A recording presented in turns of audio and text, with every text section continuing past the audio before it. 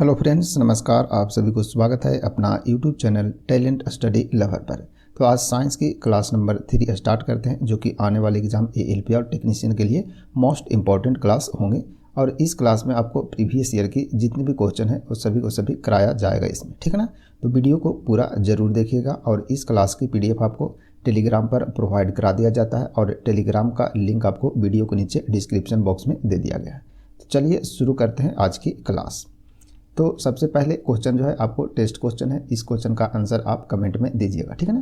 Question है पौधा कोशिका का पावर हाउस किसे कहते हैं, यानी कि पौधा कोशिका है उसका पावर हाउस किसे कहते हैं। ऑप्शन ए है लाइसोसोम, बी है सेंट्रोसोम, सी है राइबोसोम और डी है माइटोकॉन्ड्रिया। तो इसका आंसर आप लोग को कमेंट में देना है और इसका आंसर आपको PDF में मिल जाएंगे, ठीक है ना।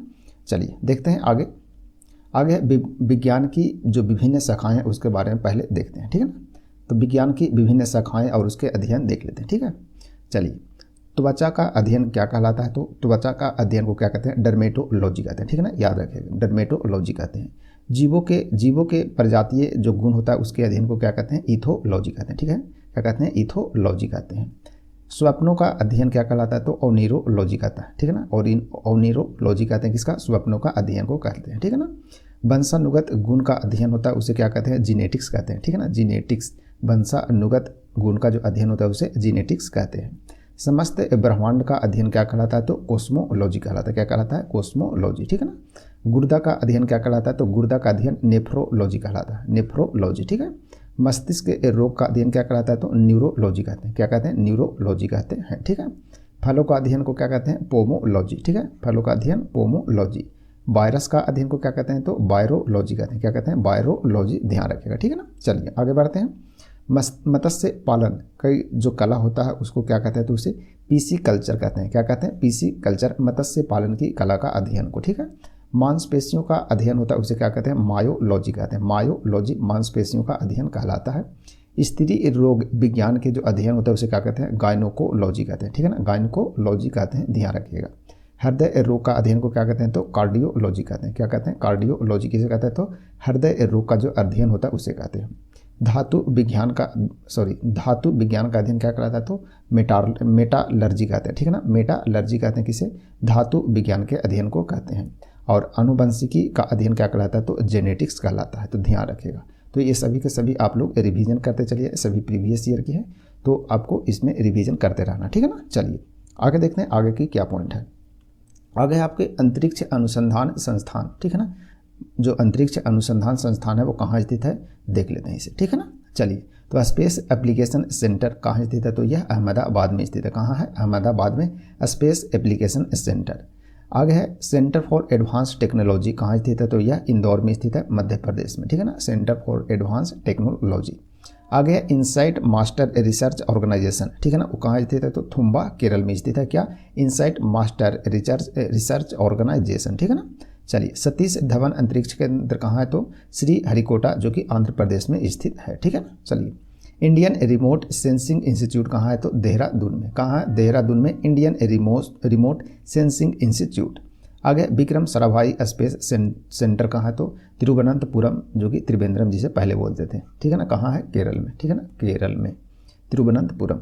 इसरो सैटेलाइट सेंटर कहाँ है, तो यह बंगलोर में स्थित है जो कि कर्नाटक की राजधानी है। बंगलोर है, मतलब इसरो सैटेलाइट सेंटर है जो कि कहाँ है, बंगलोर में है, ठीक है ना। तो ये था अंतरिक्ष अनुसंधान संस्थान था, तो इसे भी आप रिवीजन करते रहिएगा, ठीक है ना। चलिए आगे बढ़ते हैं, आगे देखते हैं क्या। तो आगे आपको देखने को मिलेगा संभावित प्रश्न जो कि 1 लाइनर है, ठीक है ना। उसके बाद फिर MCQ देखेंगे, ठीक है ना। तो चलिए संभावित प्रश्न देख लेते हैं। पौधे के लिए सबसे अच्छा उर्वरक कौन है, ठीक है ना। पौधे के लिए सबसे अच्छा जो उर्वरक होता है वो कौन होता है, तो कंपोस्ट होता है। ध्यान रखिए, क्या होता है, कंपोस्ट होता है। पेट्रोलियम किस प्रकार की चट्टान में पाया जाता है, तो यह अपसादी चट्टान में पाया जाता है। क्या, पेट्रोलियम किस चट्टान में पाया जाता है, तो अपसादी चट्टान में पाया जाता है, ठीक है। गुब्बारों को उड़ाने के लिए काम में लाई जाने वाली जो गैस होता है वो कौन सा गैस होता है, ये बताना है, ठीक है ना। तो यह हीलियम गैस होता है। कौन सा गैस होता है, हीलियम गैस। DDT, ठीक है ना। DDT इसे इस प्रकार से लिखते हैं इंग्लिश में, DDT, ठीक है ना। DDT का उपयोग किस रूप में किया जाता है, तो DDT का जो प्रयोग है वो कीटनाशी के प्रयोग में किया जाता है, ठीक है ना। कीट को मारने में प्रयोग किया जाता है, इसका छिड़काव किया जाता है, ठीक है ना। किसका, DDT का। इथेनॉल के अत्यधिक सेवन से कौन सा अंग जो है वो प्रभावित होता है, ये बताना है, ठीक है ना। तो इससे इथेनॉल को अत्यधिक सेवन करने से यकृत यानी कि लीवर जो है क्या होता है, प्रभावित होता है, ध्यान रखिएगा। ठीक है, चलिए आगे है, सभी अम्लों में अनिवार्य रूप से पाए जाने वाला जो पदार्थ है वो क्या है, तो यह है हाइड्रोजन। सभी अम्लों में अनिवार्य रूप से पाए जाने वाला पदार्थ क्या है, तो हाइड्रोजन है, ध्यान रखिएगा। ठीक है ना, चलिए आगे है, आग लगने तथा फैलने की सबसे कम संभावना किस वस्त्र में होता है, यानी कौन सा वस्त्र होता है जिसमें आग लगने की संभावना और फैलने की संभावना कम होता है, तो यह इसका राइट आंसर सूती वस्त्र। ठीक है ना, सूती वस्त्र है। चलिए आगे देखते हैं, आगे की स्लाइड बढ़ते हैं, आगे देखते हैं कुछ और है तो इसे भी देख लेते हैं। ठीक है ना, लोहा का सबसे महत्वपूर्ण स्रोत है, यानी कि लोहा सबसे अधिक किस में पाया जाता है, तो ये हरी सब्जियों में पाया जाता है, इसका आंसर हरी सब्जी होगा। ठीक है, आगे है गैसोलीन। ठीक है ना, गैसोलीन को किसके साथ मिश्रण करके गैसोहॉल बनाया जाता है, तो इथाइल एल्कोहल के साथ में, इथाइल एल्कोहल के साथ में मिश्रण करके गैसोहॉल बनाया जाता है। ठीक है ना, गैसोलीन और इथाइल एल्कोहल को मिश्रण करके क्या बनाते हैं, गैसोहॉल बनाते हैं। ठीक है, तत्कालिक ऊर्जा यानी तुरंत ऊर्जा प्राप्ति यानी शक्ति प्राप्त करने के लिए जो धावक होते हैं वो कौन सा पदार्थ उनको दिया जाता है, तो उनको ग्लूकोज दिया जाता है। क्या दिया जाता है, ग्लूकोज। ठीक है ना, ग्लूकोज से तुरंत ऊर्जा मिलते हैं, यानी कि तत्कालीन ऊर्जा मिलते हैं। ठीक है, चलिए आगे है, मानव जाति के लिए ओजोन परत क्यों महत्वपूर्ण है, ये बताना है। तो मानव जाति के लिए ओजोन परत क्यों महत्वपूर्ण है, तो परावैंगनिक किरणों को रोकने के लिए एक रक्षा आवरण बनाती है, कौन, ओजोन परत बनाती है। इसीलिए परावैंगनिक किरणों को रोकने के लिए काम करता है कौन, ओजोन परत करता है, इसीलिए मानव जाति के लिए क्या है, महत्वपूर्ण है। ठीक है, चलिए आंत ज्वर जिसे टाइफाइड बोलते हैं इंग्लिश में, उसके लिए सामान्यतः उपयोग में लाई जाने वाली जो औषधि है वो कौन है, ये बताना है। तो उसका नाम है, औषधि का नाम है क्लोरोमाइसिटिन। ठीक है ना, क्लोरोमाइसिटिन है, तो इसे भी ध्यान रखेगा। तो ये कुछ वन लाइनर थे जो कि आने की संभावना बने रहते हैं एग्जाम में, तो ध्यान रखेगा। ठीक है ना, चलिए बढ़ते हैं अब MCQs क्वेश्चन की ओर। अब MCQs क्वेश्चन देखते हैं जो कि सभी आपको प्रीवियस ईयर के क्वेश्चन देखने को मिलेंगे इसमें। ठीक है ना, तो वीडियो को पूरा जरूर देखिएगा और इसकी PDF आपको टेलीग्राम पर मिल जाता है, तो वहाँ से आप डाउनलोड करके रिवीजन करते रहिएगा। ठीक है ना, चलिए और आज 8 मार्च को टेक्नीशियन का आपको रेलवे द्वारा नोटिफिकेशन भी जारी कर दिया गया है।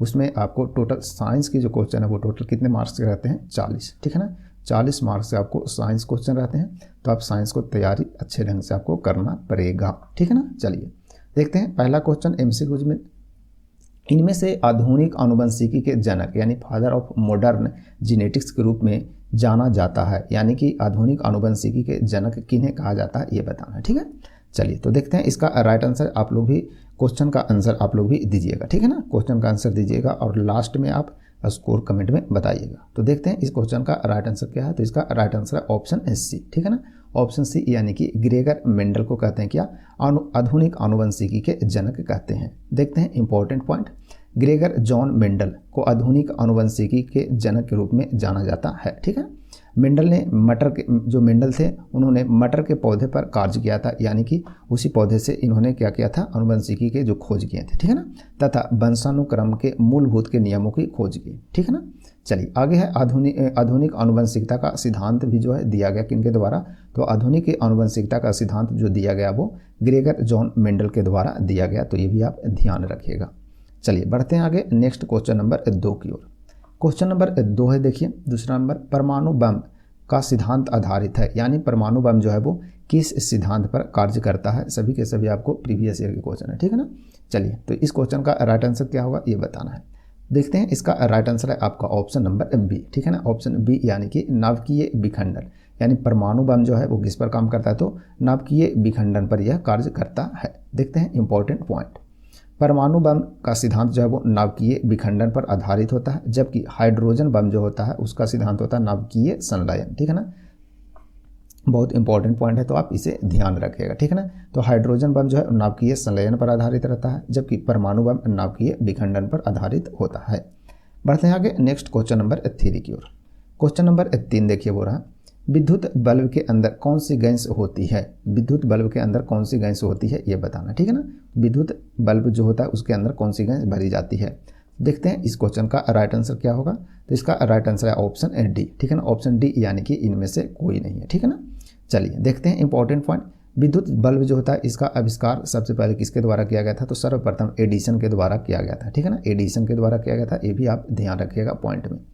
आगे है, इसमें टंगस्टन धातु टंगस्टन धातु का एक पतला कुंडली नुमा तंतु लगा होता है, यानी कि जो स्प्रिंग जिसे हम लोग बोलते हैं, जो टंगस्टन का धातु होता है, सॉरी टंगस्टन धातु का लगा होता है, ठीक है ना। वो कौन सी धातु का होता है, तो टंगस्टन का लगा होता है, ठीक है ना।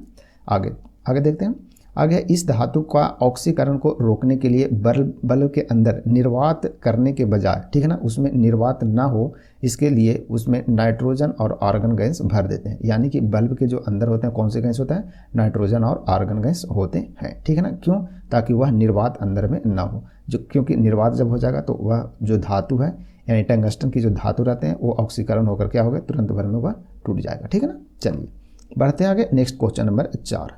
क्वेश्चन नंबर 4 देखिए है, तड़ित जिसे बोलते हैं क्या, बिजली चमकना। जब बिजली चमकता है उसे तड़ित भी बोलते हैं। यानी कि तड़ित से वृक्ष में आग भी लग सकती है क्योंकि इसमें अत्यधिक मात्रा में होता है। यानी कि जब बिजली चमकता है तो उससे पौधे में आग यानी कि वृक्ष में आग भी लग सकता है। तो क्यों लग सकता है कि जब बिजली चमकता है तो क्यों लग सकता है वृक्ष में आग, ये बताना है, ठीक है ना। क्या होता है उसमें ऐसा।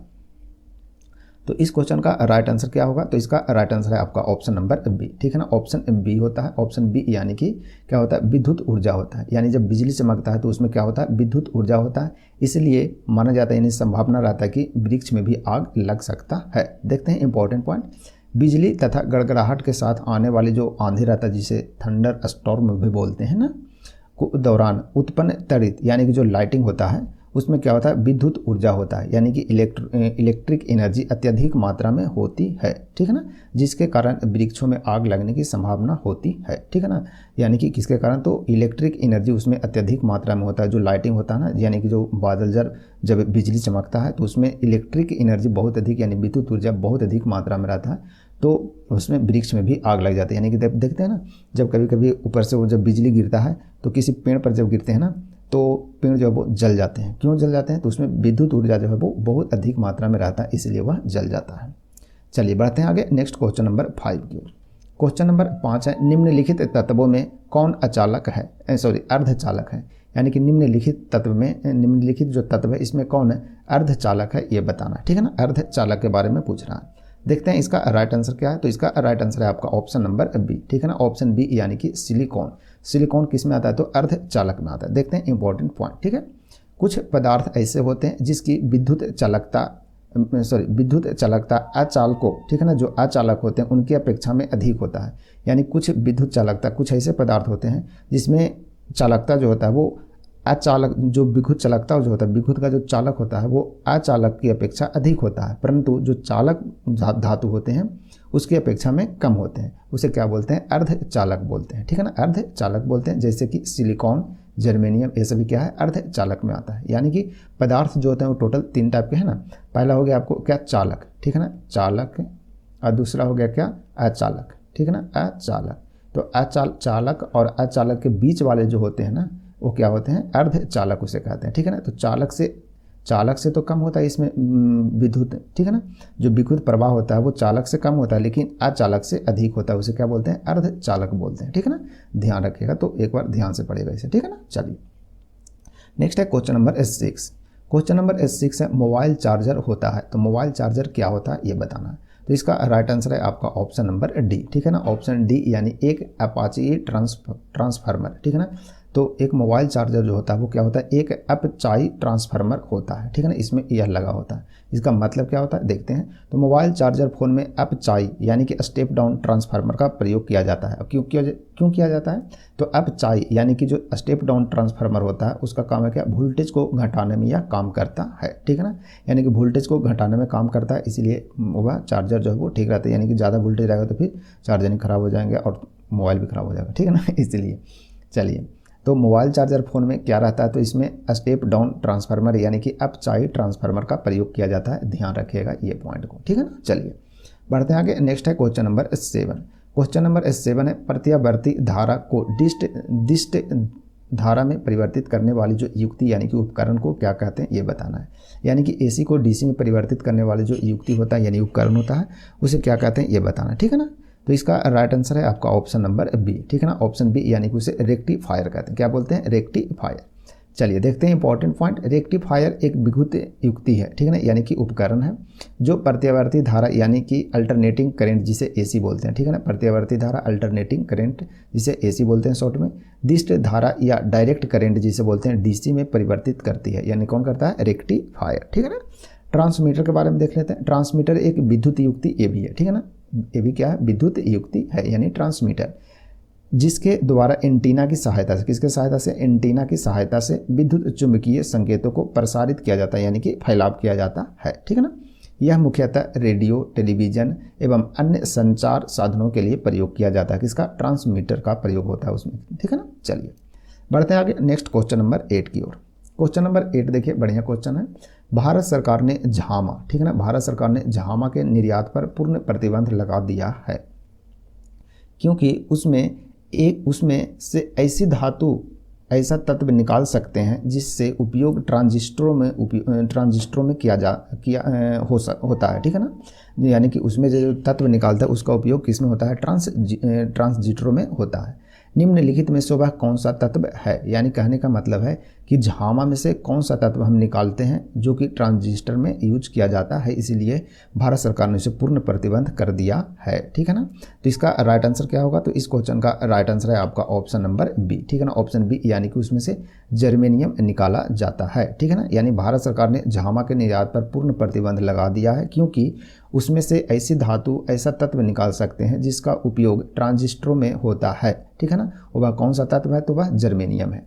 झामा का मतलब क्या होता है, जला हुआ कोयला, ठीक है ना, जला हुआ कोयला से जर्मेनियम तत्व निकाले जाते हैं और जिनका उपयोग ट्रांजिस्टर में किया जाता है, ठीक है ना, ट्रांजिस्टर के निर्माण में किया जाता है, ठीक है ना। यानी ट्रांजिस्टर के निर्माण में किसका प्रयोग करते हैं, तो जर्मेनियम तत्व का प्रयोग करते हैं। और जर्मेनियम किससे निकलता है, तो जला हुआ कोयला, जिसे झामा भी बोलते हैं, ठीक है ना, तो ध्यान रखिएगा। चलिए बढ़ते हैं आगे। नेक्स्ट है क्वेश्चन नंबर 9। क्वेश्चन नंबर 9 है, निम्नलिखित में से क्या प्रजातियों की संख्या के स्थिर बने रहने से संबंधित है। तो निम्नलिखित में से क्या प्रजातियों की संख्या के स्थिर बने रहने से संबंधित है, तो इसका राइट आंसर क्या होगा ये बताना है। तो इसका राइट आंसर है ऑप्शन नंबर सी, ठीक है ना, ऑप्शन सी, यानी कि प्रजनन। जब प्रजनन होगा तभी संख्या जो है क्या रहेगा, स्थिर रहेगा, ठीक है ना। देखिए इंपॉर्टेंट पॉइंट देखते हैं। वह प्रक्रम जिसके माध्यम से जीव अपनी संख्या में वृद्धि करता है प्रजनन कहलाता है, यानी रिप्रोडक्शन कहलाता है। प्रजनन में भाग लेने वाले जो अंग होते हैं उसको प्रजनन अंग कहते हैं, ठीक है ना, तो पॉइंट याद रखिएगा। चलिए बढ़ते हैं आगे। Next question number 10। Question number 10 देखिए, बोल रहा है संयोजी उत्तक डैश से निकलते हैं, यानी कि संयोजी जो उत्तक है वो किससे निकलते हैं। सभी क्वेश्चन आपको पूछे हुए क्वेश्चन इसमें मिलेंगे प्रीवियस ईयर के, ठीक है ना, क्योंकि प्रीवियस ईयर क्वेश्चन अपन पूरे कर लेंगे इसमें, ठीक है ना, इस सीरीज में। देखते हैं तो इसका राइट आंसर क्या है, तो इसका राइट आंसर है आपका option number C, option C, यानी कि मध्य जनस्तर या मेसोडर्म कहते हैं इसे, क्या बोलते हैं, संयोजी उत्तक किससे निकलते हैं, तो मध्य जनस्तर या मेसोडर्म से निकलते हैं, ठीक है ना। चलिए इंपॉर्टेंट पॉइंट देखते हैं। प्रारंभिक भ्रूण, ठीक है ना, प्रारंभिक भ्रूण में एक्टोडर्म और एंडोडर्म स्तरों के बीच में मीसोडर्म या मध्य जनस्तर होता है, ठीक है ना, यानी दोनों के बीच में एक्टोडर्म और एंडोडर्म के बीच में होता क्या होता है, मीसोडर्म, ठीक है ना, मीसोडर्म जिसे मध्य जनस्तर भी कहते हैं, ठीक है ना। चलिए आगे है मेसोडर्म या मीसोडर्म, एक ही नाम है दोनों, से ही संयोजी उत्तक का निर्माण होता है। तो ये पॉइंट को आप ध्यान रखिएगा कि मेसोडर्म से ही संयोजी उत्तक का निर्माण होता है। आगे भी आ सकते हैं ये क्वेश्चन, या फिर ये भी बन सकता है एक्टोडर्म और एंडोडर्म जो स्तर उनके बीच में कौन सा संयोजी उत्तक क्या रहते हैं, स्थित रहते हैं, ठीक है ना, स्थित रहते हैं, यानी बीचों बीच में कौन रहते हैं, तो मेसोडर्म या मध्य जनस्तर होते हैं, ठीक है ना। चलिए तो इस प्रकार के भी क्वेश्चन बन सकते हैं, तो ध्यान रखिएगा। आगे है 11 नंबर क्वेश्चन देखते हैं। बसा उत्तक इनमें से किसमें उपस्थित होते हैं ये बताना। तो बसा उत्तक इनमें से किसमें उपस्थित होते हैं, तो देखते हैं इसका राइट आंसर क्या होगा। तो इसका राइट आंसर है ऑप्शन नंबर बी, ठीक है ना, ऑप्शन बी, यानी कि सबक्यूटेनियस लेयर, ठीक है ना, सबक्यूटेनियस लेयर, ठीक है ना, थोड़ा सा नाम इसका टेढ़ा है तो ध्यान रखिएगा, ठीक है ना, बोलने में गड़बड़ आते हैं कभी। चलिए देखते हैं इंपॉर्टेंट पॉइंट। बसा उत्तक, ठीक है ना, विशिष्ट प्रकार के संयोजी उत्तक हैं। क्या है, विशिष्ट प्रकार के संयोजी उत्तक हैं। ये सबक्यूटेनियस, ठीक है ना, सबक्यूटेनियस लेयर में उपस्थित होते हैं। किसमें उपस्थित होते हैं, सबक्यूटेनियस लेयर में उपस्थित होते हैं। कौन, बसा उत्तक, ठीक है ना, ध्यान रखिएगा। चलिए बढ़ते हैं आगे नेक्स्ट क्वेश्चन नंबर 12 की ओर।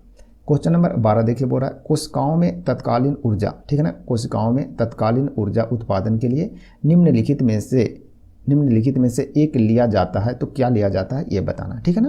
तो कोशिकाओं में तत्कालीन ऊर्जा उत्पादन के लिए निम्नलिखित में से एक लिया जाता है तो क्या लिया जाता है ये बताना है। तो देखते हैं इसका राइट आंसर है आपका ऑप्शन नंबर डी, ठीक है ना, ऑप्शन डी यानी कि ग्लूकोज लिया जाता है। क्या लिया जाता है? ग्लूकोज, ठीक है ना। चलिए देखते हैं इंपॉर्टेंट पॉइंट। कोशिकाओं में तत्कालीन ऊर्जा उत्पादन के लिए ग्लूकोज को लिया जाता है। किसको लिया जाता है? ग्लूकोज को, ठीक है ना। ग्लूकोज के एक अणु, ठीक है ना, एक अणु के श्वसन से 36 एटीपी अणु ऊर्जा प्राप्त होते हैं। तो ये भी आपको क्वेश्चन आते रहता है, ध्यान रखिएगा कि एक अणु के श्वसन में कितने एटीपी ऊर्जा उत्पादन होते हैं, तो 36 एटीपी होते हैं, ठीक है ना, 36 एटीपी, ध्यान रखिएगा इसे भी। बढ़ते हैं आगे नेक्स्ट क्वेश्चन नंबर 13 की ओर। क्वेश्चन नंबर 13 देखिए बोल रहा है कोशिका गतिविधियां नियंत्रित की जाती है। कोशिका गतिविधियां नियंत्रित की जाती है तो किसके द्वारा नियंत्रित की जाती है ये बताना है। तो इसका राइट आंसर है आपका ऑप्शन नंबर डी, ठीक है ना, ऑप्शन डी यानी कि किसके द्वारा? न्यूक्लियस के द्वारा यह नियंत्रित किया जाता है। चलिए देखते हैं इंपॉर्टेंट पॉइंट। कोशिका की गतिविधियों पर नियंत्रण केंद्रक, ठीक है ना, केंद्रक जिसे इंग्लिश में न्यूक्लियस भी बोलते हैं, ठीक है ना, उसके द्वारा किया जाता है। यह कोशिका के एक महत्वपूर्ण कोशिकांग है, ठीक है ना, कोशिका के क्या है? एक महत्वपूर्ण कोशिकांग होते हैं, ठीक है। चलिए नेक्स्ट है क्वेश्चन नंबर 14। क्वेश्चन नंबर 14 है आधुनिक एंटीसेप्टिक सर्जरी का जनक कौन है? तो आधुनिक एंटीसेप्टिक सर्जरी है उसके जनक कौन है ये बताना है, ठीक है ना। चलिए तो देखते हैं इसका राइट आंसर है आपका ऑप्शन नंबर ए, ठीक है ना, ऑप्शन ए यानी कि जोसेफ लिस्टर। कौन है? जोसेफ लिस्टर हैं आधुनिक एंटीसेप्टिक सर्जरी के जनक माने जाते हैं ये, ठीक है। चलिए इंपॉर्टेंट पॉइंट देखते हैं। जोसेफ लिस्टर, ठीक है ना, एंटीसेप्टिक सर्जरी के जनक कहा जाता है इन्हें। एडवर्ड जेनर जिन्हें चेचक के टीके की खोज के लिए जाना जाता है, ठीक है ना। लुई पास्चर जिनके द्वारा स्वतः जननवाद एवं पाश्चुराइजेशन की खोज किया गया था, ठीक है ना। स्वतः जननवाद और पाश्चुराइजेशन की खोज किसके द्वारा? लुई पास्चर के द्वारा किया गया। जबकि विलियम हार्वे के द्वारा रक्त परिसंचरण तंत्र की खोज किया गया था। तो ये भी आप ध्यान रखिएगा सभी के सभी, ठीक है ना। चलिए बढ़ते हैं आगे नेक्स्ट क्वेश्चन नंबर 15 की ओर। क्वेश्चन नंबर 15 देखिए बोल रहा है क्या अधिकांशतः प्रयोग में किया जाने वाला प्रतिजैविक पेनिसिलिन बनता है। जो अधिकांश प्रयोग में किया जाने वाला जो प्रतिजैविक पेनिसिलिन है वह किससे बनता है ये बताना है। तो इसका राइट आंसर है आपका ऑप्शन नंबर सी, ठीक है ना, ऑप्शन सी यानी कि किससे बनता है? कवक से बनता है, ठीक है। चलिए देखते हैं इंपॉर्टेंट पॉइंट। अधिकांशतः प्रयोग में किया जाने वाला जो प्रतिजैविक जिसे एंटीबायोटिक कहते हैं पेनिसिलिन कवक, ठीक है ना, पेनिसिलिन कवक पेनिसिलियम नोटेटम तथा पेनिसिलियम क्राइसोजेनम, ठीक है ना, पेनिसिलियम क्राइसोजेनम से प्राप्त होते हैं। यानी कि दो प्रकार के जो फंगस होते हैं यानी कवक होते हैं, पेनिसिलियम नोटेटम, ठीक है ना, और दूसरा पेनिसिलियम क्राइसोजेनम, ठीक है ना, इससे प्राप्त किया जाता है। और इसकी खोज सर्वप्रथम अलेक्जेंडर फ्लेमिंग के द्वारा किया गया था, 1928 में किया गया था, ठीक है ना। तो ये भी पॉइंट आप ध्यान में रखिएगा, ठीक है। चलिए बढ़ते हैं आगे नेक्स्ट क्वेश्चन नंबर 16 की ओर। क्वेश्चन नंबर 16 देखिए बोल रहा है किस पशु को भारत का राष्ट्रीय धरोहर पशु घोषित किया गया है ये बताना है, जो कि 2021 में यह पूछा गया था एनटीपीसी में, ठीक है ना। देखिए तो इसका राइट आंसर क्या होगा? तो इसका राइट आंसर है ऑप्शन नंबर बी, ठीक है ना, ऑप्शन बी यानी कि हाथी को किया गया है। तो पर्यावरण मंत्रालय के द्वारा, किसके द्वारा? पर्यावरण मंत्रालय द्वारा वर्ष 2010 में हाथी को भारत का राष्ट्रीय धरोहर पशु के रूप में घोषित किया गया है, ठीक है ना। चलिए बढ़ते हैं आगे नेक्स्ट क्वेश्चन नंबर 17 की ओर। क्वेश्चन नंबर 17 देखिए बोल रहा है चमड़ा जिसे कोको भी बोलते हैं, चमड़ा या कोको का संबंध किस रंग क्रांति से है ये बताना है, ठीक है ना, किस रंग क्रांति से है चमड़ा या कोको का संबंध। तो इसका राइट आंसर है आपका option number D, option D यानी कि भूरी क्रांति से संबंध है। किससे संबंधित है? भूरी क्रांति से। यह भी एनटीपीसी में पूछा है 2021 में, ध्यान रखिएगा, ठीक है ना। चलिए कुछ और पॉइंट है देख लेते हैं। चमड़ा या कोको का संबंध किससे? तो भूरी यानी ब्राउन क्रांति से संबंधित है। जबकि ग्रे क्रांति या धूसर या भूरी क्रांति का संबंध किससे? तो उर्वरक से संबंधित है, ठीक है ना। ग्रे क्रांति इसे धूसर या भूरी क्रांति बोलते हैं, उसका संबंध किससे है? तो उर्वरक से है। स्वर्ण क्रांति का संबंध है बागवानी और शहद से संबंधित है, ठीक है ना। बागवानी और शहद से संबंधित किससे है? तो कौन है? स्वर्ण क्रांति है। जबकि काली क्रांति का संबंध किससे है? तो पेट्रोलियम उत्पादन से संबंधित है। तो सभी के सभी आप रिवीजन करते रहेंगे। चलिए बढ़ते हैं आगे next question number 18। Question number 18 देखिए बोल रहा है वायुमंडल में कार्बन डाइऑक्साइड की सांद्रता लगभग है, यानी कितने प्रतिशत लगभग वायुमंडल में कार्बन डाइऑक्साइड यानी CO2 पाया जाता है ये बताना है, ठीक है ना। चलिए देखते हैं इसका राइट आंसर क्या होगा। ये भी आपको 2021 एनटीपीसी में पूछा गया क्वेश्चन है सब, ठीक है ना। देखते हैं इसका right answer option number B यानी कि 0.03% पाया जाता है वायुमंडल में कार्बन डाइऑक्साइड यानी कि CO2। चलिए देखते हैं इंपॉर्टेंट पॉइंट। वायुमंडल में कार्बन डाइऑक्साइड की जो सांद्रता है वो लगभग 0.03% है, ठीक है ना। आर्गन की सांद्रता कितना है तो 0.93% है। ऑक्सीजन की सांद्रता 21% है, ठीक है ना। नाइट्रोजन की 78% और अन्य सभी 0.04% में सभी गैस बाकी रह जाते हैं, ठीक है ना। तो सबसे अधिक जो सांद्रता है वो वायुमंडल में नाइट्रोजन का, उसके बाद किसका, ऑक्सीजन का, ठीक है ना। 78% नाइट्रोजन, 21% क्या, ऑक्सीजन। उसके बाद फिर आपको कार्बन डाइऑक्साइड के बारे में पूछा तो कार्बन डाइऑक्साइड है कितना 0.03%, आर्गन कितना 0.093%। तो आप ये सभी को ध्यान में रखिएगा, ठीक है ना। चलिए बढ़ते हैं आगे। Next question number 19। Question number 19 भी आपको पिछले ईयर की पूछा हुआ क्वेश्चन है 2021 की, ठीक है ना। निम्नलिखित में कौन सी भू आधारित बैलिस्टिक मिसाइल नहीं है? भू आधारित बैलिस्टिक मिसाइल कौन नहीं है ये बताना है। तो इसका राइट आंसर है ऑप्शन सी, ठीक है। ऑप्शन सी यानी कि धनुष। धनुष जो है वो भू आधारित बैलिस्टिक मिसाइल नहीं है, ठीक है ना। चलिए तो देखते हैं इंपॉर्टेंट पॉइंट इसके बारे में, धनुष के बारे में। तो धनुष मिसाइल स्वदेशी तकनीक से निर्मित पृथ्वी मिसाइल है। क्या है? पृथ्वी मिसाइल। पृथ्वी मिसाइल का नौसैनिक संस्करण है तथा इसकी लंबाई 8.56 मीटर है और इसके द्वारा पारंपरिक तथा परमाणु दोनों तरह के हथियार का प्रक्षेपण यानी कि छोड़ा जा सकता है। पारंपरिक तथा परमाणु दोनों तरह के हथियार का प्रक्षेपण किया जा सकता है, तो ध्यान रखेगा ये, ठीक है ना। चलिए बढ़ते हैं आगे नेक्स्ट क्वेश्चन नंबर 20 की ओर। क्वेश्चन नंबर 20 नंबर क्वेश्चन है रासायनिक पदार्थों से निर्मित नायलॉन और पॉलिएस्टर जैसे फाइबरों को डैश कहा जाता है, यानी क्या कहा जाता है ये बताना है, ठीक है ना। ये भी आपको एनटीपीसी में पूछा हुआ क्वेश्चन है। रासायनिक पदार्थों से जो निर्मित नायलॉन और पॉलिएस्टर जैसे जो फाइबर होते हैं उसे क्या कहते हैं ये बताना, ठीक है। तो इसे क्या कहते हैं? इसका राइट आंसर है आपका ऑप्शन नंबर डी, ठीक है ना। ऑप्शन डी, उसे क्या कहते हैं? संश्लेषित फाइबर कहते हैं। क्या बोलते हैं? संश्लेषित फाइबर कहते हैं इसे, ठीक है ना। ऑप्शन डी इसका राइट आंसर होगा। चलिए देखते हैं इंपॉर्टेंट पॉइंट देख लेते हैं। रासायनिक पदार्थों से निर्मित जो नायलॉन और पॉलिएस्टर जो होते हैं जैसे फाइबरों को संश्लेषित फाइबर कहते हैं। तो ये पॉइंट तो आपका ध्यान में रखना ही है। उसके बाद है संश्लेषित फाइबर का उपयोग किस में होता है? तो जो संश्लेषित फाइबर जो होते हैं उसका उपयोग रस्से में, बाल्टियाँ बनाने में, फर्नीचर में, पात्र यानी बर्तन बनाने आदि से लेकर के वायुयान, जलयान, अंतरिक्ष में यान, अंतरिक्ष यानों की जो सामग्री रहते हैं उसमें, स्वास्थ्य सेवा आदि उच्च विशिष्टता वाले उपयोगों में यह किया जाता है, उसका उपयोग किया जाता है, ठीक है ना, बनाने में। यानी कि ये सभी जो विशिष्ट रूप से जो बड़े बड़े जो चीज़ें इसमें इसको बनाने के लिए उपयोग किया जाता है, यानी वायुयान, जलयान, अंतरिक्ष यानों, स्वास्थ्य सेवा आदि ये सभी में भी इसका उपयोग किया जाता है, ठीक है ना। इसका किया जाता है संश्लेषित फाइबर का प्रयोग किया जाता है इसे बनाने में, ठीक है ना।